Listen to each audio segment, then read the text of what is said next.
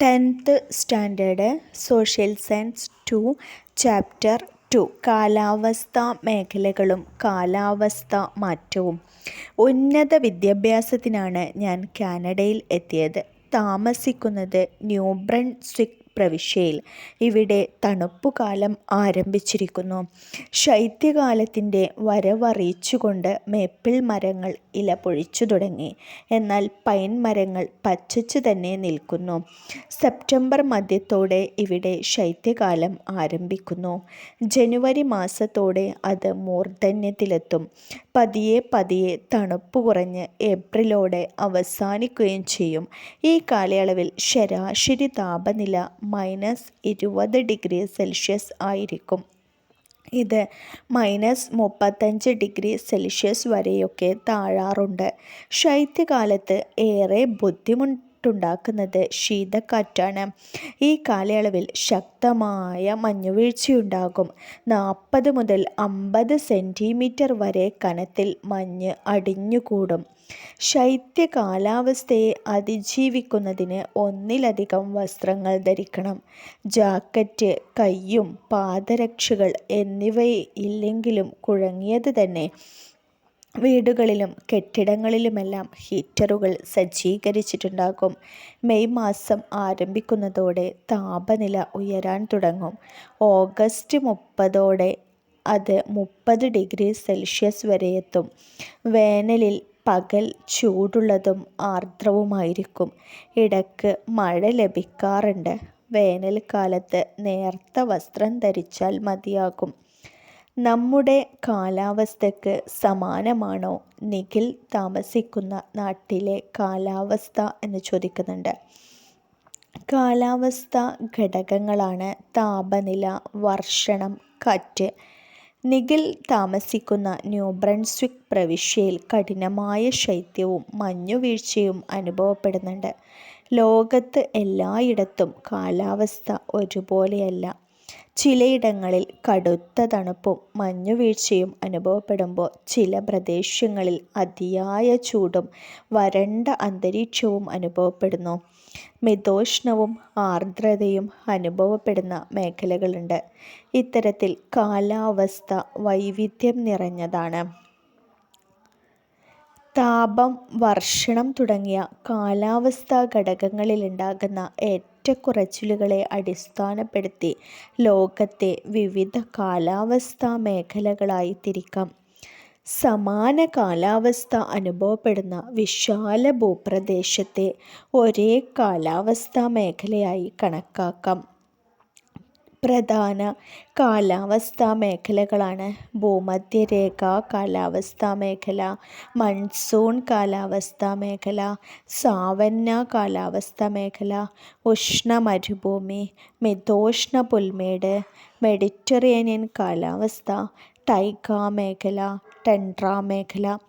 ഓരോ മേഖലയിലും തനതായ കാലാവസ്ഥയും അതിനനുസൃതമായി രൂപപ്പെട്ടിട്ടുള്ള സസ്യജന്തുജാലങ്ങളുമാണ് ഉള്ളത്. ഭൂമധ്യരേഖാ കാലാവസ്ഥാ മേഖല.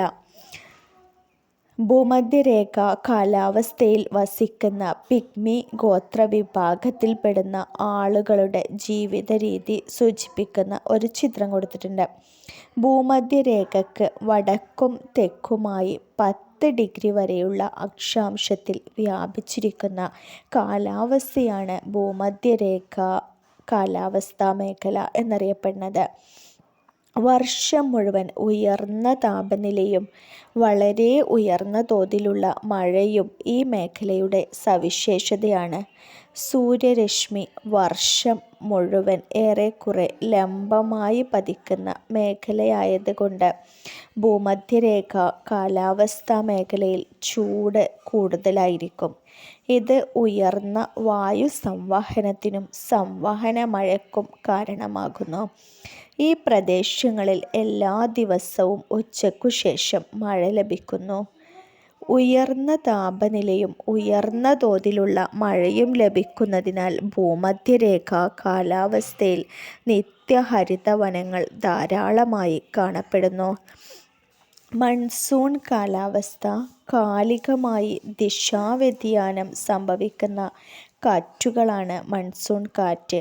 വേനൽക്കാലത്ത് കടലിൽ നിന്ന് കരയിലേക്കും ശൈത്യകാലത്ത് തിരിച്ച് കരയിൽ നിന്ന് കടലിലേക്കും ഈ കാറ്റ് ഗതിമാറ്റം സംഭവിക്കുന്നു.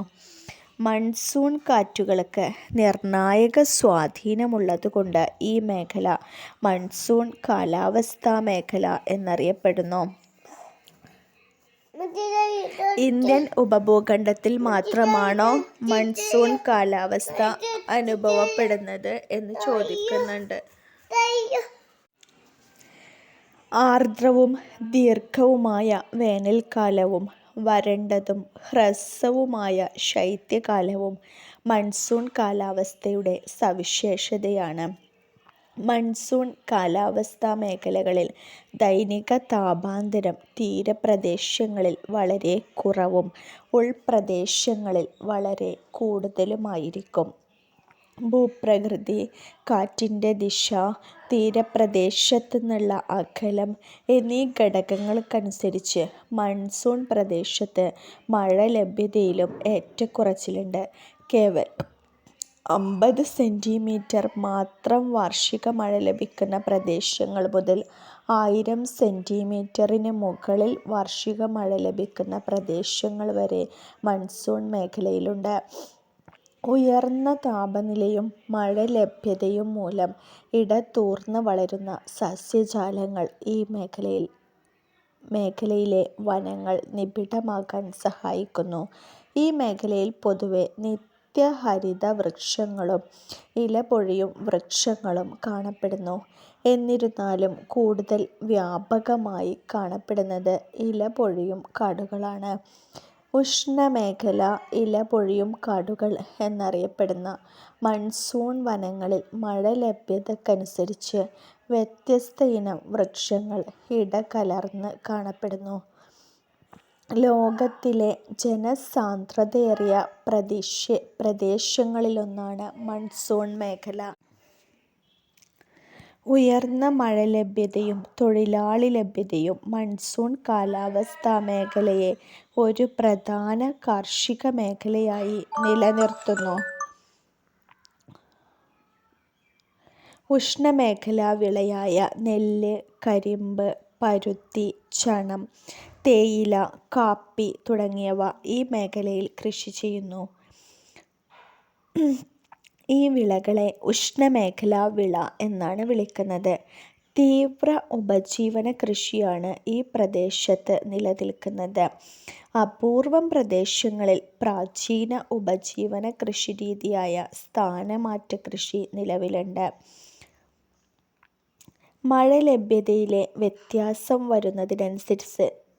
വ്യത്യാസത്തിനനുസരിച്ച് സസ്യജാലങ്ങളുടെ ഇനം, വൈവിധ്യം, ഉയരം എന്നിവയിലെല്ലാം വ്യത്യാസം വരുന്നുണ്ട്. ജന്തുജാലങ്ങളിലും വൈവിധ്യം പ്രകടമാണ്.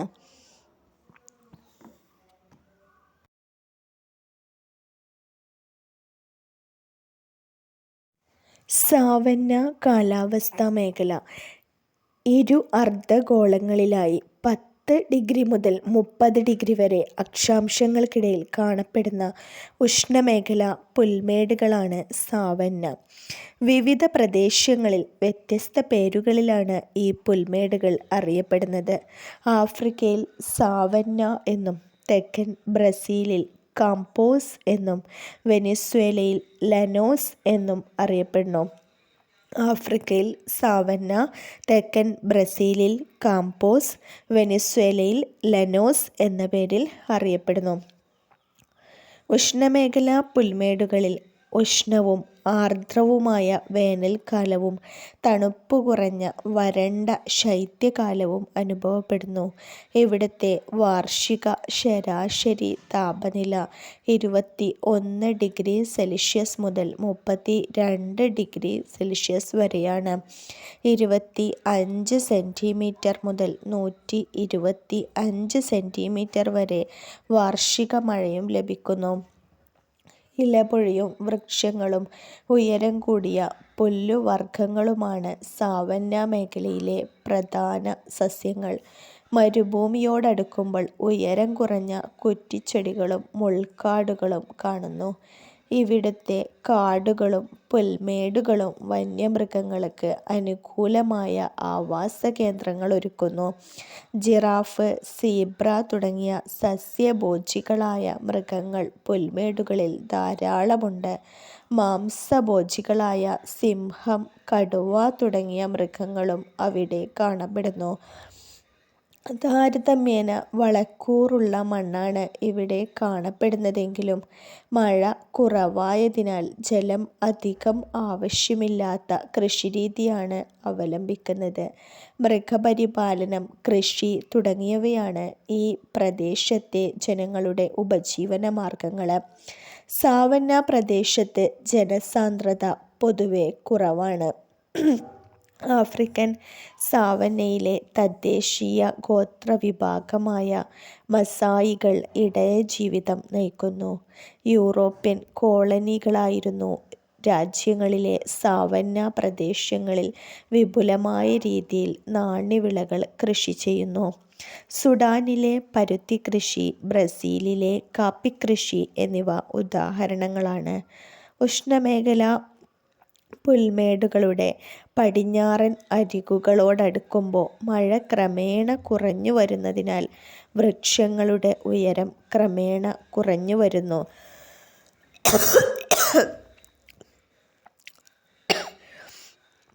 ഇതിൻ്റെ തുടർച്ചയായി മരുഭൂമി സസ്യജാലങ്ങളാണ് കാണുന്നത്. ഉഷ്ണമരുഭൂമികൾ. എന്താണ് ഉഷ്ണമരുഭൂമികൾ? ഉഷ്ണമേഖലയിലെ പുൽമേടുകളുടെയും മൺസൂൺ കാലാവസ്ഥാ പ്രദേശങ്ങളുടെയും സവിശേഷത ചർച്ച ചെയ്തു. ഇതേ അക്ഷാംശ പ്രദേശങ്ങളിൽ സ്ഥിതി ചെയ്യുന്നുവെങ്കിലും മഴ തീരെ കുറഞ്ഞ പ്രദേശങ്ങളാണ് ഉഷ്ണമരുഭൂമികൾ. ഭൂമുഖത്തെ ഏറ്റവും ചൂടേറിയ പ്രദേശങ്ങളാണ് ഉഷ്ണമരുഭൂമികൾ. ശരാശരി വാർഷിക താപനില 30 ഡിഗ്രി സെൽഷ്യസാണ്. സഹാറ മരുഭൂമിയിലെ അൽ അസീസിയയിൽ രേഖപ്പെടുത്തിയ ഉയർന്ന താപനില 58 ഡിഗ്രി സെൽഷ്യസാണ്. ഉയർന്ന ദൈനിക താപാന്തരം മരുഭൂമിയിലെ കാലാവസ്ഥയെ ഏറെ കഠിനമാക്കുന്നു. മരുഭൂമി പ്രദേശങ്ങളിൽ വാർഷിക മഴ പൊതുവെ 25 സെന്റിമീറ്ററിലും താഴെയാണ് ലഭിക്കുന്നത്. ചിലയിടങ്ങളിൽ വർഷങ്ങളോളം മഴ ലഭിക്കാറേയില്ല.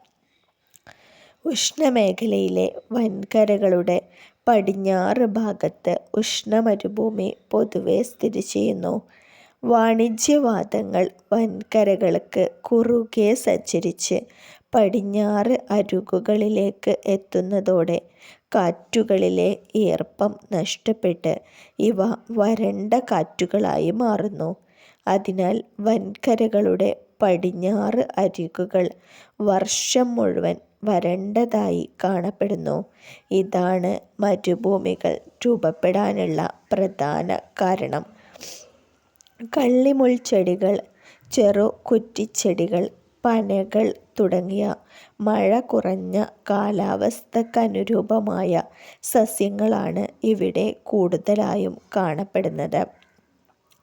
കാലാവസ്ഥയും മറ്റ് ഘടകങ്ങളും അനുകൂലമല്ലാത്തതിനാൽ ഈ പ്രദേശങ്ങളിൽ ജനവാസം കുറവാണ്. എന്നിരുന്നാലും പ്രതികൂല സാഹചര്യങ്ങളോട് ഇണങ്ങി ജീവിക്കുന്ന തദ്ദേശീയ ഗോത്ര സമൂഹങ്ങൾ മിക്ക മരുഭൂമി പ്രദേശങ്ങളിലുമുണ്ട്. കലഹാരി മരുഭൂമിയിലെ ബുഷ്മൻ ജനവിഭാഗം ഇതിന് ഒരു ഉദാഹരണമാണ്.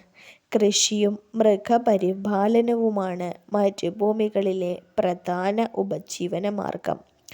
സാമ്പത്തിക മൂല്യമുള്ള ധാതുക്കളുടെ സാന്നിധ്യമാണ് മരുഭൂമികളിൽ ജനജീവിതം പ്രോത്സാഹിപ്പിക്കുന്ന മറ്റൊരു ഘടകം. ഓസ്ട്രേലിയയിലെ സ്വർണ്ണ ഖനനവും അറ്റക്ക മരുഭൂമിയിലെ ചെമ്പ് ഖനനവും ഉദാഹരണങ്ങളാണ്. സഹാറ മരുഭൂമിയിലെയും അറേബ്യൻ മരുഭൂമിയിലെയും പെട്രോളിയം നിക്ഷേപം തിരിച്ചറിയുകയും ഖനനം ആരംഭിക്കുകയും ചെയ്തതോടെ ഈ മേഖലയുടെ മുഖച്ഛായ തന്നെ മാറി. ഉഷ്ണമേഖലയിലെ 3 വ്യത്യസ്ത കാലാവസ്ഥകളെക്കുറിച്ച് ചർച്ച ചെയ്തു. ഇനി നമുക്ക് ഉപോഷ്ണമേഖലയിലെ കാലാവസ്ഥാ മേഖലകളെ പരിചയപ്പെടാം എന്ന് പറയുന്നുണ്ട്. മെഡിറ്ററേനിയൻ കാലാവസ്ഥാ മേഖല.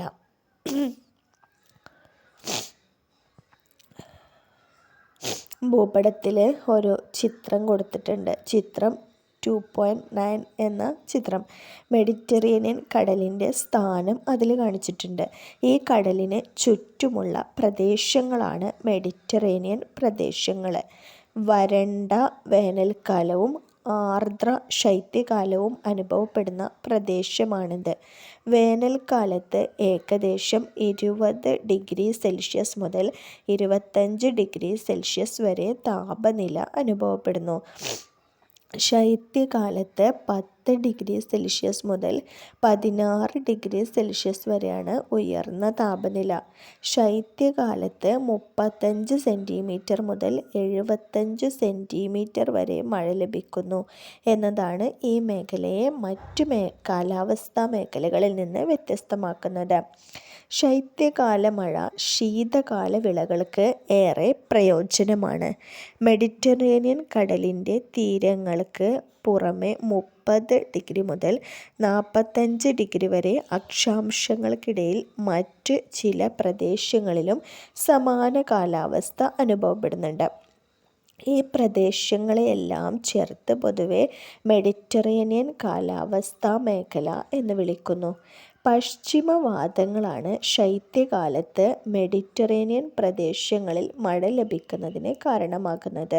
മഴയുടെ അളവ് കുറവായതിനാൽ തന്നെ നിബിഡ വനങ്ങൾ ഈ മേഖലയിൽ കാണപ്പെടാറില്ല. ഓക്ക്, സിക്കോയ തുടങ്ങിയ ഉയരം കൂടിയ നിത്യഹരിത വൃക്ഷങ്ങളും പൈന്, ഫിർ തുടങ്ങിയ നിത്യഹരിത സ്തൂപികാഗ്ര വൃക്ഷങ്ങളും കുറ്റിച്ചെടികളും കാണപ്പെടുന്നു. പഴവർഗ്ഗങ്ങളും പച്ചക്കറികളുമാണ് ഇവിടുത്തെ പ്രധാന കൃഷി. സാധ്യമായ ഇടങ്ങളിൽ ധാന്യകൃഷിയും കണ്ടുവരുന്നു. കാലാവസ്ഥാ സാഹചര്യങ്ങൾക്കനുസരിച്ച് വികസിപ്പിച്ച കൃഷിരീതിയും അനുബന്ധ പ്രവർത്തനങ്ങളുമാണ് മെഡിറ്ററേനിയൻ പ്രദേശത്തെ ഏറെ സാമ്പത്തിക പ്രാധാന്യമുള്ള മേഖലയാക്കി മാറ്റുന്നത്. ലോകത്തിൽ വൈൻ ഉൽപാദനത്തിൽ മുമ്പിലുള്ളത് മെഡിറ്ററേനിയൻ രാജ്യങ്ങളാണ്. നാരകഫലങ്ങളുടെ കയറ്റുമതിയുടെ 70% മെഡിറ്ററേനിയൻ രാജ്യങ്ങളിൽ നിന്നുമാണ്. ഉഷ്ണമേഖലയിലേതുപോലെ മിതോഷ്ണമേഖലയിലുള്ള ഉൾപ്രദേശങ്ങളിലും സമുദ്രസ്വാധീനം തീരെ കുറവായതിനാൽ വൃക്ഷരഹിതമായ പുൽമേടുകൾ കാണപ്പെടുന്നു. ഈ പ്രദേശങ്ങളാണ് മിതോഷ്ണ പുൽമേടുകൾ. ഇരു അർദ്ധഗോളങ്ങളിലുമായി 40 ഡിഗ്രി മുതൽ 55 ഡിഗ്രി വരെ അക്ഷാംശങ്ങൾക്കിടയിൽ ഈ പുൽമേടുകളുടെ സ്ഥാനം. ഇവ വിവിധ പ്രദേശങ്ങളിൽ വ്യത്യസ്ത പേരുകളിൽ അറിയപ്പെടുന്നുണ്ട്. മിതോഷ്ണ പുൽമേടുകൾ ലോകത്തിൻ്റെ വിവിധ ഭാഗങ്ങളിലായാണ് കാണപ്പെടുന്നതെങ്കിലും അവയുടെ കാലാവസ്ഥാ സവിശേഷത ഏറെ സമാനമാണ്. ഹ്രസ്വമായ വേനൽക്കാലവും ദീർഘമായ ശൈത്യകാലവുമാണ് മിതോഷ്ണ പുൽമേടുകളിൽ കാലാവസ്ഥാ പ്രത്യേകത. ഭൂഖണ്ഡങ്ങളുടെ ഉൾപ്രദേശങ്ങളിൽ സ്ഥിതി ചെയ്യുന്നതിനാൽ ഈ മേഖലയിൽ വേനലിൽ ഉയർന്ന താപനില അനുഭവപ്പെടുന്നു. 2 ഡിഗ്രി സെൽഷ്യസ് മുതൽ 13 ഡിഗ്രി സെൽഷ്യസ് വരെയാണ് ശൈത്യകാല താപനില. ഇവിടെ 25 സെൻറ്റിമീറ്റർ മുതൽ 60 സെൻറ്റിമീറ്റർ വരെ മഴ ലഭിക്കുന്നു. മഴ ലഭ്യതയിലെ ഏറ്റക്കുറച്ചിൽ സസ്യജാലങ്ങളിൽ പ്രകടമാണ്. മഴ കുറവായതിനാൽ മരങ്ങളും കുറവാണ്. പുല്ലുവർഗത്തിൽപ്പെട്ട വിവിധ ഇനം സസ്യങ്ങളാണ് കൂടുതലായി കണ്ടുവരുന്നത്.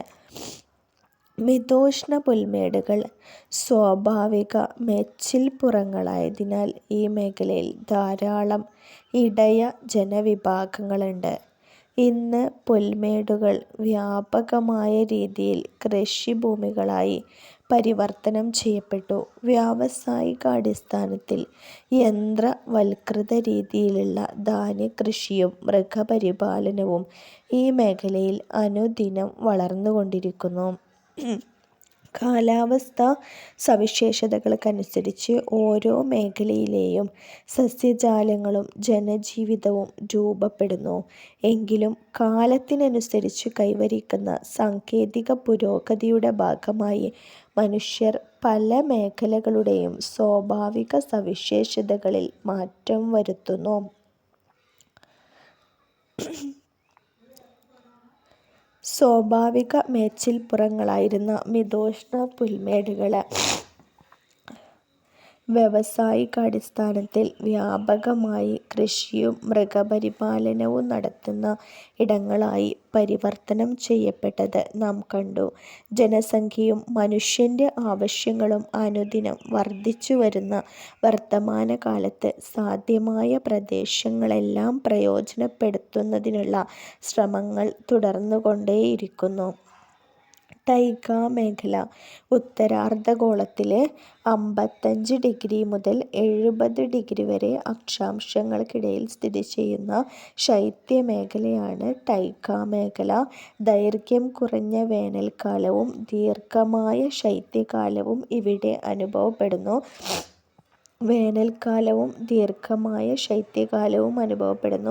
15°C മുതൽ 20°C വരെ വേനൽക്കാല താപനില അനുഭവപ്പെടുന്നു. ശൈത്യകാല താപനില -13°C മുതൽ -25°C വരെ താഴുന്നു. 50 സെന്റിമീറ്റർ മുതൽ 70 സെന്റിമീറ്റർ വരെ വാർഷിക മഴ ലഭിക്കുന്ന ഇവിടെ ശൈത്യകാലത്ത് വർഷണം മഞ്ഞുവീഴ്ചയുടെ രൂപത്തിലായിരിക്കും. ദക്ഷിണാർദ്ധഗോളത്തിലെ ഉയർന്ന അക്ഷാംശങ്ങളിലെ വൻകരകളുടെ വ്യാപ്തി പൊതുവെ കുറവായതിനാൽ ടൈഗ കാലാവസ്ഥാ മേഖല കാണപ്പെടുന്നില്ല. ഉപ-ആർട്ടിക് വിഭാഗത്തിൽപ്പെടുന്ന സ്തൂപികാഗ്ര നിത്യഹരിത വൃക്ഷങ്ങളാണ് ഈ മേഖലയിൽ കൂടുതലായി വളരുന്നത്. സ്തൂപികാഗ്ര വൃക്ഷങ്ങളെ റഷ്യൻ ഭാഷയിൽ ടൈഗ എന്നാണ് വിളിക്കുന്നത്. ഇവ ധാരാളം കാണപ്പെടുന്ന മേഖലയായതിനാലാണ് ഈ മേഖല ടൈഗ എന്നറിയപ്പെടുന്നത്. സ്തൂപികാഗ്ര നിത്യഹരിത വൃക്ഷങ്ങളായ പൈന്, ഫിർ, സ്പൂസ് എന്നിവയാണ് പ്രധാന സസ്യവർഗങ്ങൾ. ഉപ-ആർട്ടിക് കാലാവസ്ഥാ മേഖലയിൽ മിക്കവാറും വിളകൾ ഒന്നും തന്നെ ഇവിടെ കൃഷി ചെയ്യാൻ സാധിക്കില്ല. അതിനാൽ തന്നെ കൃഷി വളരെ കുറവാണ്. മരം വെട്ടും കമ്പിളിരോമ വ്യവസായവുമെല്ലാമാണ് പ്രധാന സാമ്പത്തിക പ്രവർത്തനങ്ങൾ. കാനഡയിലെ ഈ മേഖലയിൽ മരംവെട്ട് വ്യവസായം വളരെ പ്രശസ്തമാണ്. ടൈഗ മേഖലയിൽ നിന്നും ധ്രുവപ്രദേശത്തോട് അടുക്കുന്തോറും സസ്യങ്ങളുടെ ഉയരം കുറഞ്ഞുവരികയും എണ്ണം കുറഞ്ഞ് അവ അങ്ങിങ്ങായി മാത്രം ചുരുങ്ങുകയും ചെയ്യുന്നു. അതിശൈത്യമേഖലാ സസ്യങ്ങളായ കുറ്റിച്ചെടി, പായൽ മാത്രമേ ധ്രുവപ്രദേശത്തിനടുത്ത് കാണാനാകൂ. ടണ്ട്ര മേഖല ആർട്ടിക് വൃത്തത്തിന് വടക്ക് അലാസ്ക, കാനഡ, ഗ്രീൻലാൻഡ്, യൂറോപ്പിലെയും ഏഷ്യയിലെയും ആർട്ടിക് സമുദ്രതീരങ്ങൾ എന്നീ പ്രദേശങ്ങളിലായി വ്യാപിച്ചിരിക്കുന്ന അതിശൈത്യമേഖലയാണ് ടണ്ട്ര മേഖല. ഇവിടെ ശൈത്യകാല താപനില -25°C മുതൽ -40°C വരെയാണ്. വേനൽക്കാലത്ത് താപനില 10°C വരെ ഉയരാറുണ്ട്. ടണ്ട്ര മേഖലയിൽ മുഖ്യമായും മഞ്ഞുവീഴ്ചയുടെ രൂപത്തിലായിരിക്കും വർഷണം. ടണ്ട്ര മേഖലയിലെ പ്രതികൂല കാലാവസ്ഥാ സാഹചര്യത്തിൽ വളരെ കുറച്ച് സസ്യങ്ങൾ മാത്രമേ അതിജീവിക്കുകയുള്ളൂ. വേനൽക്കാലത്ത് മാത്രമാണ് സസ്യങ്ങൾ വളരുന്നത്. വളർച്ചാകാലം വളരെ കുറവായതിനാൽ ഉയരം കുറഞ്ഞ ചെറുകുറ്റിച്ചെടികളും പായലുകളും ഈ മേഖലയിൽ കാണപ്പെടുന്നു. എസ്കിമോ, ലാപ്പോസ് തുടങ്ങിയ ഈ മേഖലയിലെ തദ്ദേശീയർ അർദ്ധനാടോടി ജീവിതം നയിക്കുന്നു. മനുഷ്യ ഇടപെടൽ താരതമ്യേന കുറഞ്ഞ ഇടങ്ങളാണ് ആർട്ടിക് പ്രദേശം. ഭാവിയിൽ പ്രയോജനപ്പെടാവുന്ന സാധ്യതകൾ തേടി ശാസ്ത്രജ്ഞരും പര്യവേക്ഷകരും ഈ മേഖലയിൽ പഠനങ്ങൾ തുടർന്നുകൊണ്ടിരിക്കുന്നു. കാലാവസ്ഥാ വ്യതിയാനം. ഓരോ കാലാവസ്ഥാ മേഖലയിലും തനതായ കാലാവസ്ഥയും സസ്യജന്തുജാലങ്ങളും ജനജീവിത രീതിയും നിലവിലുണ്ട്. അനിയന്ത്രിതമായ വിഭവചൂഷണവും അശാസ്ത്രീയ വികസന പ്രവർത്തനങ്ങളും ഓരോ കാലാവസ്ഥാ മേഖലയിലെയും തനത് കാലാവസ്ഥാ സവിശേഷതകളിൽ മാറ്റം സൃഷ്ടിക്കുന്നു. അന്തരീക്ഷ താപനിലയിലും കാലാവസ്ഥയിലും മനുഷ്യപ്രവൃത്തി മൂലം ഉണ്ടാകുന്നതോ സ്വാഭാവിക വ്യതിയാനങ്ങൾ കൊണ്ട് ഉണ്ടാകുന്നതോ ആയ ദീർഘകാല മാറ്റമാണ് കാലാവസ്ഥാ വ്യതിയാനം എന്നതാണ് UN കാലാവസ്ഥാ വ്യതിയാനത്തെ നിർവചിക്കുന്നത്. കാലാവസ്ഥാ മാറ്റത്തിൻ്റെ അളവ് ഏതാനും വർഷങ്ങൾ മുതൽ ദശലക്ഷക്കണക്കിന് വർഷങ്ങൾ വരെയാകാം. കാലാവസ്ഥാ വ്യതിയാനം ആവാസവ്യവസ്ഥകളെ സാരമായി ബാധിക്കുന്നു. വേറിട്ട രീതിയിൽ നടന്ന 2 മന്ത്രിസഭായോഗങ്ങളുടെ ചിത്രങ്ങൾ കൊടുക്കുന്നുണ്ട്. എന്നിട്ട് പറയാണ്, മുകളിൽ നൽകിയിട്ടുള്ളത് ലോകത്തിൻ്റെ ഏറ്റവും ഉയരം കൂടിയ പ്രദേശമായ ഹിമാലയത്തിൽ ഉൾപ്പെട്ട നേപ്പാൾ തങ്ങളുടെ മന്ത്രിസഭാ യോഗം എവറസ്റ്റ് പർവ്വതത്തിൽ വച്ച് ചേർന്ന ചിത്രമാണ് ഒന്നാമത്തേത്. 2 സമുദ്രനിരപ്പിൽ നിന്ന് വെറും 1.5 മീറ്റർ മാത്രം ശരാശരി ഉയരമുള്ള ദ്വീപ് രാഷ്ട്രമായ മാലിദ്വീപ് തങ്ങളുടെ മന്ത്രിസഭാ യോഗം കടലിനടിയിൽ ചേർന്നതാണ്. കാലാവസ്ഥാ വ്യതിയാനത്തിൻ്റെ പ്രശ്നങ്ങളിലേക്ക് ലോകരാഷ്ട്രങ്ങളുടെ ശ്രദ്ധ ആകർഷിക്കുന്നതിന് വേറിട്ട രീതിയിൽ ഈ മന്ത്രിസഭാ യോഗങ്ങൾ സംഘടിപ്പിച്ചു. ആഗോള കാലാവസ്ഥാ വ്യതിയാനത്തിൻ്റെ പ്രത്യാഘാതങ്ങൾ ഏറ്റവും കൂടുതൽ ബാധിക്കുന്ന രാജ്യങ്ങളിൽ ഉൾപ്പെടുന്നവയാണ് പർവ്വത രാജ്യമായ നേപ്പാളും ദ്വീപ് രാഷ്ട്രമായ മാലിദ്വീപും. ആഗോള കാലാവസ്ഥാ വ്യതിയാനത്തിൻ്റെ ഫലമായി ഹിമാലയത്തിലെ ഹിമാനികൾ പ്രതിവർഷം 12 മുതൽ 20 മീറ്റർ വരെ ഉരുകുന്നു എന്ന് കണക്കാക്കിയിട്ടുണ്ട്. ആഗോള താപനിലയിലുള്ള വ്യതിയാനം ഹിമാനി ക്രമാതീതമായി ഉരുകുന്നതിനും ആവാസവ്യവസ്ഥയിൽ അനഭിലഷണീയമായ മാറ്റങ്ങൾക്കും കാരണമാകുന്നു. സമുദ്രനിരപ്പ് 2.5 മീറ്റർ ഉയർന്നാൽ മാലിദ്വീപ് പൂർണ്ണമായും കടലിൽ മുങ്ങിപ്പോകാൻ ഇടവരും. കാലാവസ്ഥാ വ്യതിയാനത്തിൻ്റെ ഫലമായി ആഗോള സമുദ്രനിരപ്പ് പ്രതിവർഷം 0.42 സെന്റിമീറ്റർ ഉയരുന്നുവെന്ന് കണക്കാക്കിയിട്ടുണ്ട്. ദീർഘകാലയളവിൽ കാലാവസ്ഥാ ഘടകങ്ങളിൽ ഉണ്ടാകുന്ന മാറ്റമാണ് കാലാവസ്ഥാ വ്യതിയാനം. അന്തരീക്ഷതാപം, വായുമർദ്ദവും കാറ്റുകളും വർഷണം, ആർദ്രത എന്നിവയാണ് കാലാവസ്ഥാ ഘടകങ്ങൾ. ഇവയുടെ അളവ്, വിതരണക്രമം, കാലീക്രമം എന്നിവയിലുള്ള മാറ്റമാണ് കാലാവസ്ഥാ വ്യതിയാനം. കാലാവസ്ഥാ വ്യതിയാനം ഒരു നിശ്ചിത പ്രദേശത്ത് മാത്രം ബാധിക്കുന്നതോ ലോകം മുഴുവൻ ബാധിക്കുന്നതോ ആകാം. ഭൂമുഖത്തെ കാലാവസ്ഥ എല്ലാ കാലത്തും ഒരേപോലെ ആയിരുന്നില്ല. ഭൗമചരിത്രത്തിൽ കാലാവസ്ഥ ചാക്രികമായ മാറ്റങ്ങൾക്ക് വിധേയമായിട്ടുണ്ട്. ഹിമയുഗങ്ങളും ഹിമാന്തരയുഗങ്ങളും ഭൂമിയുടെ സ്വാഭാവിക കാലാവസ്ഥാ മാറ്റത്തിന് ഉദാഹരണമാണ്. സ്വാഭാവിക കാലാവസ്ഥാ മാറ്റങ്ങളോടൊപ്പം മനുഷ്യ ഇടപെടലുകളും ലോക കാലാവസ്ഥയിൽ മാറ്റങ്ങൾക്ക് കാരണമാകുന്നു. അതിനാൽ കാലാവസ്ഥാ മാറ്റത്തെ സ്വാഭാവികം, മനുഷ്യജന്യം എന്നിങ്ങനെ 2 വിധത്തിൽ തരംതിരിക്കാം. ഭൗമ പ്രവർത്തനങ്ങളുടെ ഫലമായുള്ള സ്വാഭാവിക കാലാവസ്ഥാ മാറ്റം മനുഷ്യ പ്രയത്നത്താൽ നിയന്ത്രിക്കുക സാധ്യമല്ല. കാലാവസ്ഥാ വ്യതിയാനം വിവിധ രീതിയിൽ പ്രകൃതിയെയും മനുഷ്യജീവിതത്തെയും ബാധിക്കുന്നുണ്ട്. പലപ്പോഴും മനുഷ്യ ഇടപെടലുകളാണ് കാലാവസ്ഥാ വ്യതിയാനത്തിൻ്റെ തോത് വർദ്ധിപ്പിക്കുന്നത്. കാലാവസ്ഥാ മാറ്റം ഒരു പ്രദേശത്തെ മാത്രം ബാധിക്കുന്നതല്ല, ആഗോളതലത്തിൽ ബഹുമുഖ പ്രത്യാഘാതങ്ങൾ സൃഷ്ടിക്കുന്ന ഒന്നാണ്.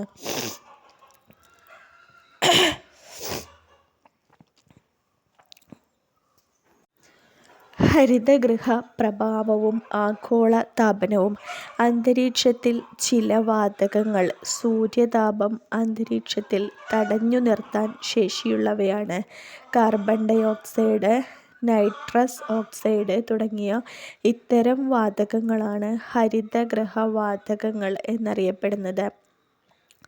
ഹരിതഗൃഹവാതകങ്ങൾ സൂര്യപ്രകാശത്തെ ഭൂമിയിലേക്ക് കടത്തിവിടുകയും ഭൗമോപരിതലത്തിൽ നിന്ന് തിരികെ പോകുന്ന ഭൗമവികിരണം തടഞ്ഞു നിർത്തി അന്തരീക്ഷത്തിൽ ചൂട് നിലനിർത്തുകയും ചെയ്യുന്നു.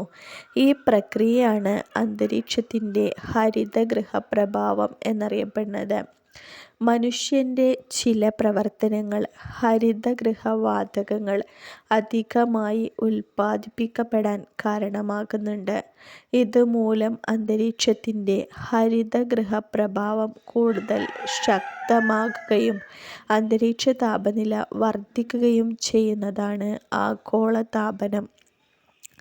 കൽക്കരി, പെട്രോളിയം തുടങ്ങിയ ഫോസിൽ ഇന്ധനങ്ങൾ കത്തിക്കുന്നതിലൂടെ വ്യവസായശാലകളുടെ മാലിന്യങ്ങളിൽ നിന്ന്, ഖരമാലിന്യങ്ങളിൽ നിന്നുമൊക്കെ ഹരിതഗൃഹവാതകം അന്തരീക്ഷത്തിൽ അധികമായി എത്തുന്നു. ആഗോളതാപനം കാലാവസ്ഥാ വ്യതിയാനത്തിന് ആക്കം കൂട്ടുന്നു. ലോകത്തിൻ്റെ വിവിധ കാലാവസ്ഥാ മേഖലകളിൽ അവയിൽ തനതായ കാലാവസ്ഥാ സവിശേഷതകളിൽ കാലാവസ്ഥാ വ്യതിയാനത്തിൻ്റെ ഫലമായ മാറ്റം നമുക്ക് കാണാൻ കഴിയും. ഇത് തുടർന്നുകൊണ്ടിരുന്നാൽ കാലാവസ്ഥാ മേഖല അസ്ഥിരപ്പെടുകയും പാരിസ്ഥിതിക സന്തുലനത്തെ ദോഷകരമായി ബാധിക്കുകയും ചെയ്യും. അന്താരാഷ്ട്ര ഉദ്യമങ്ങൾ അതിൻ്റെ വർഷം, സ്ഥലം, ഇടപെടലുകളൊക്കെ കൊടുത്തിട്ടുണ്ട്.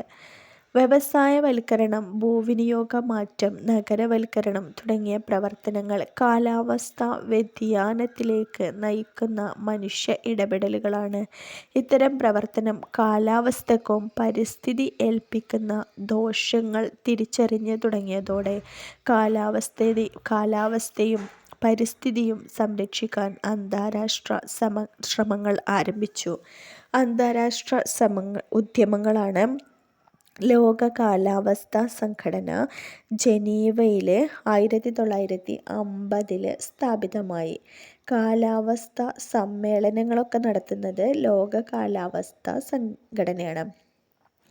1972 സ്റ്റോക്ക്ഹോം സമ്മേളനം. 1972 സ്റ്റോക്ക്ഹോമിൽ പരിസ്ഥിതി പരിപാലനവും വികസനവുമാണ് സ്റ്റോക്ക്ഹോം സമ്മേളനം കൊണ്ട് നടത്തപ്പെട്ടത്. ഇനി ഭൗമ ഉച്ചകോടി 1992 നടന്നു റിയോ ഡി ജനീറോ. പ്രകൃതി സൗഹൃദ വികസനം പ്രോത്സാഹിപ്പിക്കുന്നതിന് UN അജണ്ട തയ്യാറാക്കിയത് ഭൗമ ഉച്ചകോടിയാണ്. ക്യോട്ടോ പ്രോട്ടോക്കോൾ 1997 ക്യോട്ടോ എന്നുള്ള സ്ഥലത്താണ് ക്യോട്ടോ പ്രോട്ടോക്കോൾ നടക്കുന്നത്. അന്തരീക്ഷത്തിലെ ഹരിതഗൃഹവാതകങ്ങളുടെ അളവ് പരിമിതപ്പെടുത്താൻ ക്യോട്ടോ പ്രോട്ടോക്കോൾ സഹായിച്ചു. മോൺട്രിയൽ പ്രോട്ടോക്കോൾ 1987 മോൺട്രിയൽ എന്ന സ്ഥലത്ത് തന്നെയാണ് നടന്നത്. ഓസോൺ പാളിക്ക് നാശം വരുത്തുന്ന പദാർത്ഥങ്ങളുടെ അളവ് പരിമിതപ്പെടുത്തുക എന്നതായിരുന്നു ലക്ഷ്യം. പാരീസ് ഉച്ചകോടി നടക്കുന്നത് 2015 പാരീസിൽ വച്ചാണ്. ആഗോള താപവർദ്ധനവ് കുറയ്ക്കുക, കാലാവസ്ഥാ വ്യതിയാനത്തിൻ്റെ അനന്തരഫലങ്ങളോട് പൊരുത്തപ്പെടാൻ ലോകരാഷ്ട്രങ്ങളെ സഹായിക്കുക, ഇതൊക്കെയാണ് പാരീസ് ഉടമ്പടിയുടെ ലക്ഷ്യം. ഇനി 2023 G20 ഉച്ചകോടി ന്യൂഡൽഹിയിൽ വച്ചിട്ടാണ് നടക്കുന്നത്. ഒരു ഭൂമി, ഒരു കുടുംബം, ഒരു ഭാവി, ഹരിത വികസനം, കാലാവസ്ഥ, ധനകാര്യം, സമഗ്ര വികസനം ഇതൊക്കെയാണ് G20 ഉച്ചകോടിയുടെ ലക്ഷ്യങ്ങളായിട്ട് വരുന്നത്. കാലാവസ്ഥാ മാറ്റം പൂർണ്ണമായി തടയാൻ നമുക്ക് കഴിയില്ല. എന്നാൽ കാലാവസ്ഥാ മാറ്റത്തിന് ആക്കം കൂട്ടുന്ന മനുഷ്യ ഇടപെടലുകളെ നിയന്ത്രിക്കാൻ സാധിക്കും. കാലാവസ്ഥാ അഭയാർത്ഥികൾ എന്ന് പറഞ്ഞു കൊടുത്തിട്ടുണ്ട്. കാലാവസ്ഥാ വ്യതിയാനത്തിൻ്റെ ഫലമായി സംഭവിക്കുന്ന വരൾച്ച, പ്രളയം, മരുഭൂവൽക്കരണം, സമുദ്രനിരപ്പ് ഉയരൽ, കടലേറ്റം തുടങ്ങിയ ദുരന്തങ്ങളുടെ ആഘാതത്താൽ അനേകം ആളുകൾ നിർബന്ധപൂർവം കുടിയൊഴിപ്പിക്കപ്പെടുന്നുണ്ട്. ഇവർ മറ്റു പ്രദേശങ്ങളിലേക്കോ രാജ്യങ്ങളിലേക്കോ കുടിയേറാൻ നിർബന്ധിക്കപ്പെടുന്നു. ഇത്തരം കുടിയേറ്റമാണ് കാലാവസ്ഥാ കുടിയേറ്റം. ഏകദേശം 50 ദശലക്ഷം ജനങ്ങൾ കാലാവസ്ഥാ സംബന്ധമായി കുടിയിറക്കപ്പെട്ടിട്ടുണ്ട് എന്ന് UN കണക്ക് സൂചിപ്പിക്കുന്നു. കാലാവസ്ഥാ സംബന്ധമായ പ്രതിഭാസങ്ങൾ മൂലം തങ്ങളുടെ വാസസ്ഥലവും ജീവനോപാധികളും ഉപേക്ഷിക്കേണ്ടി വരുന്നവരാണ് കാലാവസ്ഥാ അഭയാർത്ഥികൾ. അനുദിനം വർദ്ധിച്ചുകൊണ്ടിരിക്കുന്ന ലോക ജനസംഖ്യയിൽ ദശലക്ഷക്കണക്കിന് ആളുകൾ കാലാവസ്ഥയെ ആശ്രയിച്ച് ഉപജീവനം സാധ്യമാക്കുന്നവരാണ്. കാലാവസ്ഥയിൽ ചെറിയ തോതിലുള്ള മാറ്റങ്ങൾ പോലും വലിയ രീതിയിൽ ജനജീവിതത്തെ പ്രതികൂലമായി ബാധിക്കും. അതിനാൽ കാലാവസ്ഥാ വ്യതിയാനത്തിന് കാരണമാകുന്ന പ്രവർത്തനങ്ങൾ നിയന്ത്രിക്കേണ്ടത് അത്യാവശ്യമാണ്. കാലാവസ്ഥാ വ്യതിയാനം ഒരു പ്രദേശത്തെയോ രാജ്യത്തെയോ മാത്രമായി ബാധിക്കുന്ന പ്രശ്നമല്ല എന്നതിനാൽ ലോക രാഷ്ട്രങ്ങൾ ഒന്നടങ്കം യോജിച്ച് പ്രവർത്തിക്കേണ്ടത് മനുഷ്യജീവിതത്തിൻ്റെ സുസ്ഥിരമായ നിലനിൽപ്പിന് അനിവാര്യമാണ് എന്ന് പറഞ്ഞിട്ടാണ് ഈ ചാപ്റ്റർ അവസാനിക്കുന്നത്. വിവിധ